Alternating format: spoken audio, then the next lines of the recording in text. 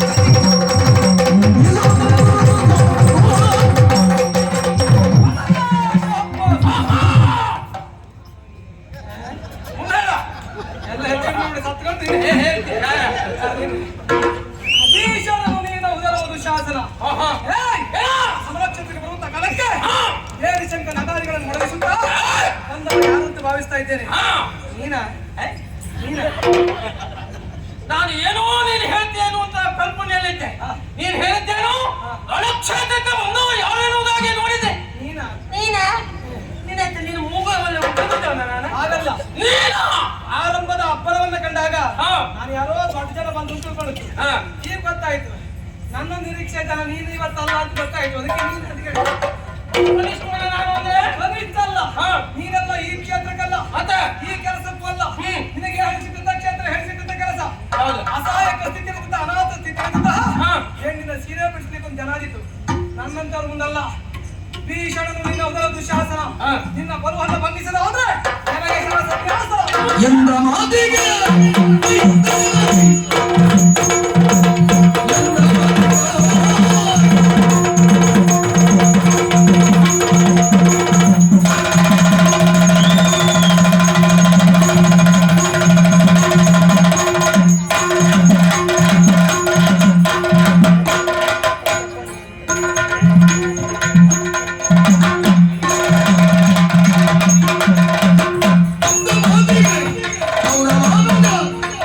100 ಜನವನ್ನ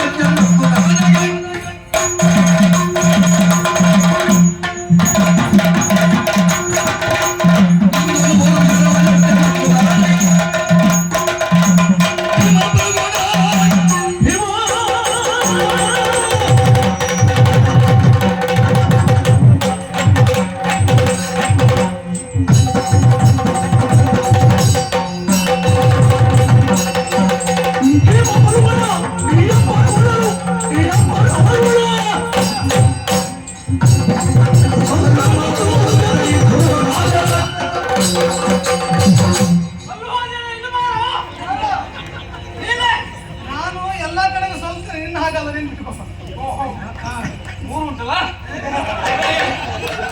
ನಿನಗೆ ಗೊತ್ತಾಗಲ್ಲ ಹಾಗೆ. ಈಗ ಪ್ರವೇಶ ಮಾಡಿಕೊಂಡು ಈಗ ಮುಗಿಸ್ಕೊಂಡು ಹೋಗ್ಬೋದು, ನಿನಗೆ ಗೊತ್ತಾಗಲ್ಲ ಆದ್ರೆ ಹೇಗೆ? ಹೇಳ್ಬೇಡು, ತುಂಬಾ ಕೆಲಸ ಉಂಟು ನನಗೆ. ಏನಲ್ಲ ಎಲ್ಲ ಕಡೆಗೆ ಹೋಗೋದು. ಹೊಲ ಏರಿಸಿದ್ದಾರೆ ನೀನು. ಏನ್ ತಿಳ್ಕೊಂಡೆ?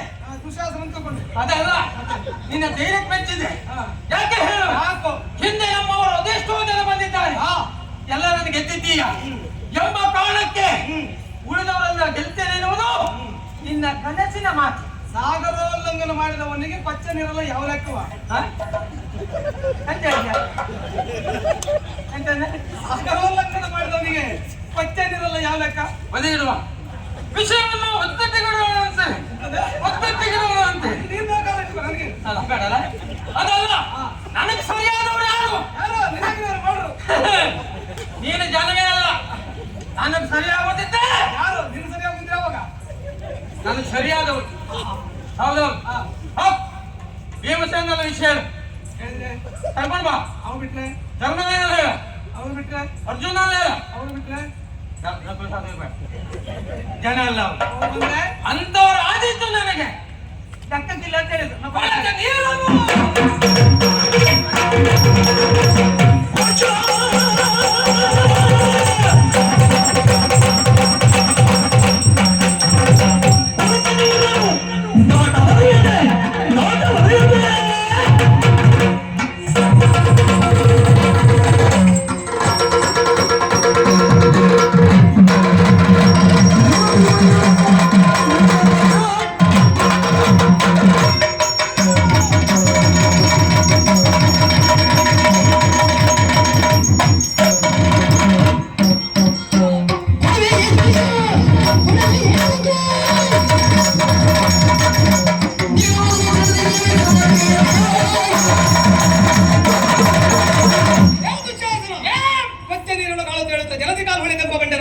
ಉಳಿದು ಮಾಡುವುದೇನು? ವಿಷಯ ಗೊತ್ತಾಯ್ತು, ಮುಂದುವರಿಸಿ.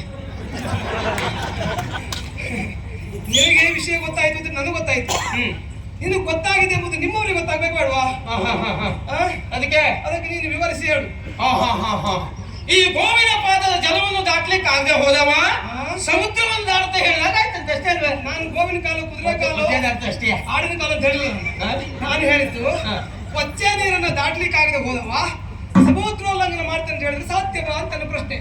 ನನಗೆ ಗೊತ್ತುಂಟು, ಆ ಶಬ್ದ ಗೊತ್ತುಂಟು. ಹೇಳಿಲ್ಲ ಹೇಗೆ? ಆದ್ರೆ ನಾವು ನಮ್ಮಂತವ್ರ ಬಾಯಿಂದ ಕೆಳಮಟ್ಟದ ಶಬ್ದ ಬರಬಾರ್ದು ಅಂತ ಈ ಕಾರಣ ಕೇಳಿದೆ. ಕೆಳಮಟ್ಟದ ಕೆಲಸ ಮಾಡ್ಲಿಕ್ಕೆ ಆಗ್ತದೆ, ಮಾತಾಡ್ಲಿಕ್ಕೆ ಆಗುದಿಲ್ಲ ನಿಮ್ಗೆ. ಎಂತ ಕೆಲಸ ಮಾಡಪ್ಪ? ವಿಷಯ ನನ್ನ ದೊಡ್ಡವರಾದ ದ್ರೌಪದಿ ದೇವಿಯವರ ಸೀರೆ ಸುಲಿತ ಮೂರ್ಖ ಶಿಖಾಮಣಿ ಅಂತಹ ಪ್ರಪಂಚದಲ್ಲಿ ಅವಹೇಳನದ ಕೆಲಸವನ್ನು ಮಾಡುತ್ತೆ ನೀನು. ಮತ್ತೆ ನಿನಗೆ ಪ್ರಬುದ್ಧವನೇನು? ಅದಕ್ಕೊಂದು ಯೋಗ್ಯತೆ ಬೇಕಾ? ಹಣೆ ಬರಗಟ್ಟವನೇ.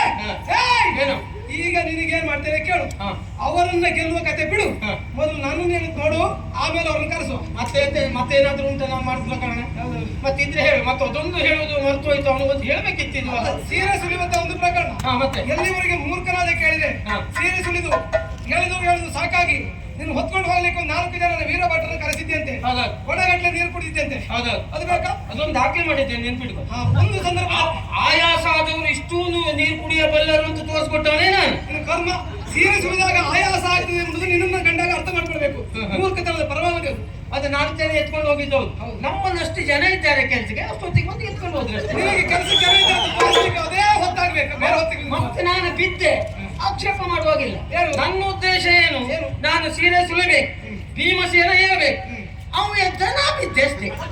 ಅವು ಏಳುವುದೇ ನನ್ನ ಮುಖ್ಯ ಆಗಿಬಿಟ್ಟು ಮತ್ತೇನಿಲ್ಲ. ಹಾಗಾದ್ರೆ ಭೀಮಸೇನ ಕನಸು ಮತ್ತೆ ಅರ್ಜುನ ಕನಸು ಅಂತ ಹೇಳಿಕ್ಕೆ ಯಾಕೆ? ಈಗ ಮತ್ತೆ ಬಂದರೆ ಅವನ ಹುಂಕಾರದ ಟೇಂಕಾರವನ್ನು ಕೇಳಿ ಅವತ್ತು ತಪ್ಪಿಬ್ಬಾಗಿ ಬಿದ್ದವನೇನು ಅವನ ಕನಸದ ಗತಿ ಯಾಕ? ನನ್ನನ್ನು ಹೇಳಿ ನೋಡು. ಎಂತದ? ನನ್ನನ್ನು ಹೇಳಿ ಕೊಡೋದು. ನಿನ್ನನ್ನ ನೋಡು, ಸತ್ಯ ಹೇಳಬೇಕು ಅಂತ ನಾನು ನಿನ್ನಲ್ಲಿ ಹೋರಾಟಕ್ಕೆ ಬಂದಿದ್ದೆ. ಹೌದು, ಯೋಚನೆ ಮಾಡಿ ಹೇಳ್ತೇನೆ. ನೀನು ಬದಲು ಸಿಗುದು ಇವತ್ತು ನಾನು ನಿನ್ನನ್ನು ಹೋರಾಟ ಮಾಡುವುದಿಲ್ಲ. ಸರಿ ಅಲ್ಲ. ಯಾಕೆ ಹೇಳು? ಸರಿ ಅಲ್ವ? ಸರಿ ಇಲ್ವ? ಸರಿ ಅಲ್ಲ. ಸಮರಕ್ಕೆ, ಸಂಬಂಧಕ್ಕೆ, ಊಟಕ್ಕೆ ಸರಿ ಸಮರವನ್ನೇ ಆಯ್ಕೆ ಮಾಡಿಕೊಳ್ಬೇಕಂತ ನನ್ನ ಲೆಕ್ಕದಲ್ಲಿ. ನೀವೆಲ್ಲ ಜಾರಿಕೊಳ್ಳುವಂತ ಪಲಾಯನ ಸೂತ್ರವನ್ನು ಮೊದಲೇ ಕೈಗೊಂಡಿದ್ರೆ ಗೊತ್ತಾಗಿದೆ. ಈಗ ಏನ್ ಮಾಡ್ತೇನೆ ಕೇಳು. ಏನು? ನಾನು ಬಿಡುವಂತ ಶರವನ್ನ ನಿನಗೆ ಆಧರಿಸಿಕೊಳ್ಳಿಕ್ಕೆ ಆಗ್ತದೆ. ಒಮ್ಮೆ ನೋಡ್ತೀಯ ನೀನು ಪಾಪಿ ಮಗನೇ? ಯಾರು ನೋಡ್ತೀಯ? ಸುಮ್ಮನೆ ಸಣ್ಣವ ಎಂಬ ಕಾರಣಕ್ಕಾಗಿ ಇಷ್ಟೊತ್ತು ನೀಚ ಪಾಠ ಹೇಳಿದ್ದು. ಆಚಾರ್ಯ ದ್ರೋಣರು ಹೇಳ್ತು ಅದನ್ನೇ, ಕೌರವ ಹೇಳ್ತು ಅದನ್ನೇ, ಕರ್ಣ ಹೇಳ್ತು ಅದನ್ನೇ. ನಿನಗೆ ಚರುಣ ಮಾಡುವುದೇ ಅಭ್ಯಾಸ ಬಿಟ್ಟು ಬೇರೆ ನನಗೆ ಹೇಳ್ಬೇಕಾದ ಅನಿವಾರ್ಯ ಉಂಟು ಅಂತ ಹೇಳಿದ್ದು ಅದಕ್ಕೆ ನಾನು ಅಂದ್ರೆ ಮೊದಲು ಹೇಳಿದ್ದಾರೆ. ಆದ್ರೂ ನಿನ್ನ ನೋಡಿದಾಗ ಯುದ್ಧ ಮಾಡೋದಕ್ಕೆ ಮನಸ್ಸೇ ಬರ್ತಾ ಇದೆ. ಹೆದರಿಕೆ ಅಲ್ಲ, ಹೇಸುವುದು. ಯಾಕೆ ಹೆದರಿಕೆ? ಅಂದ್ರೆ ನಿನ್ನ ಮೈ ಹೊರತು ನನ್ನ ಮೈ ತಾಗ್ತದಲ್ಲ. ನೀನು ಸಣ್ಣವ ಎಂಬ ಕಾರಣಕ್ಕೆ ಅಷ್ಟೇ.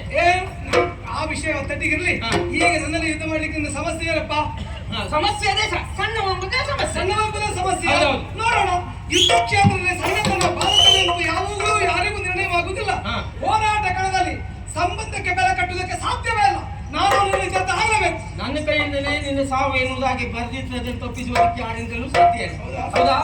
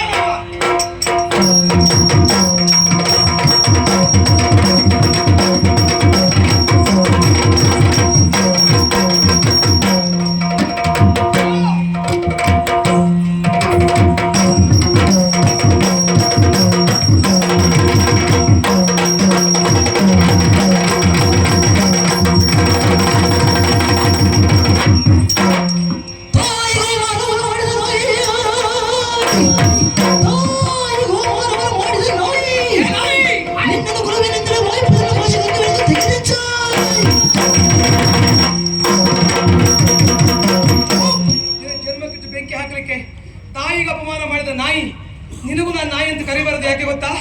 ನಿನಗೆ ನಾನು ನಾಯಿ ಅಂತ ಕರೆದ್ರೆ ಊರಿನಂತ ನಾಯಿಗಳೆಲ್ಲ ದುಶ್ಯಾಸನದ ಕಾರಣದಿಂದ ನಮ್ಮ ಅಮಾನ ಮರ್ಯಾದೆ ಹೋಯ್ತು ಅಂತ ಇವತ್ತೇ ಊರು ಬಿಟ್ಟು ಹೋಗ್ತಾವೆ. ಹಣೆ ಬರೆ ಕೆಟ್ಟವರೇ, ಬಿಟ್ಟಿದ್ದೇನೆ ಯಾಕೆ ಕೇಳು. ಆವತ್ತು ನನ್ನ ದೊಡ್ಡಮ್ಮ ದ್ರೌಪದಿ ದೇವಿಯವರ ಸೀರೆ ಸುರಿದಕ್ಕೆ ಬೇಕಾಗಿ ಅವರಿಗೆ ಹಾರಿಸಿಟ್ಟ ಕುರಿ ನೀನು ನನ್ನ ಹೆಸರು ಹೇಳಿಕೊಂಡು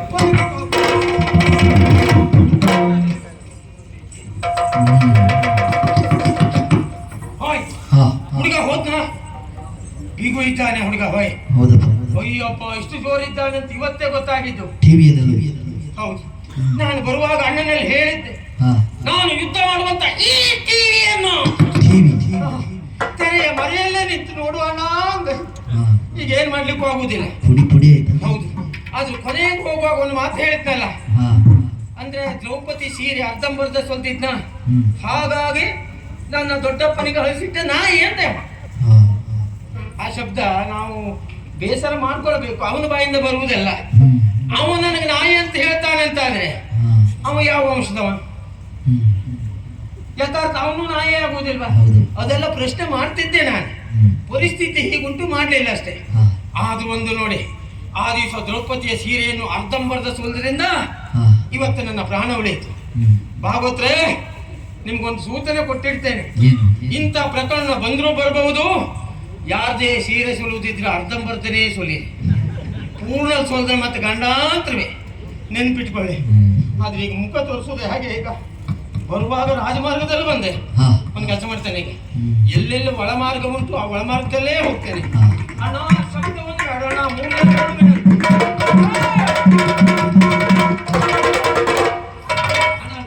ಮೂರು ಜನರನ್ನು ವಿನಂತಿ, ಶಬ್ದ ಬೇಡ, ಮೂಲವಾಗಿ ಹೋಗ್ತೇನೆ.